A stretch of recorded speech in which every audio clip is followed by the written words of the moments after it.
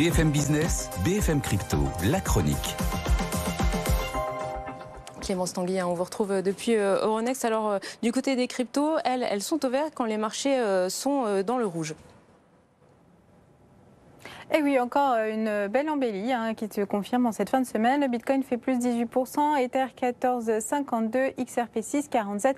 Le marché bénéficie notamment de l'éventuelle prochaine autorisation d'un ou plusieurs ETF sur le Bitcoin et la spéculation sur ce que ça pourrait rapporter le déploiement d'un tel ETF dope le cours des cryptos dans leur ensemble. Alors d'après la firme de management d'actifs Galaxy Digital, le lancement d'un ETF Bitcoin pourrait rapporter près de 14,4 milliards de dollars de liquidités dès la première année, soit 74% de hausse potentielle pour la principale crypto-monnaie, de quoi alimenter encore la hausse un certain temps. Et puis il y a aussi un autre sujet qui occupe beaucoup le monde des cryptos en ce moment, c'est le procès de Sam Bankman-Fried, le patron de FTX, et justement la revente de FTX, elle s'accélère.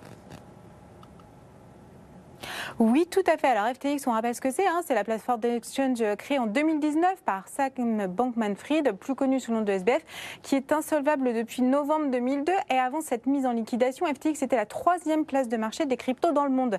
Alors ces déboires sont liés à une crise de liquidité sur son jeton privé, le FTT ou FTX Token. Et en ce moment, le procès de l'ex-mana des cryptos pour fraude nous en apprend de belles sur la manipulation du cours du token, mais aussi sur les fonds d'assurance des utilisateurs totalement fictifs ou encore les milliards de dollars qui ont été dérobés aux clients de FTX en faveur de l'autre société de SBF, Alameda Research.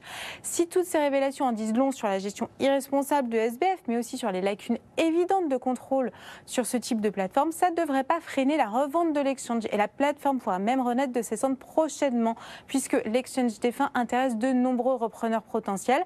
Et d'après le banquier d'affaires Kevin Kovsky, relayé par Coindesk, au moins 3 offres seraient actuellement sur la table et une vente pourrait même avoir lieu d'ici le 16 décembre au plus tard.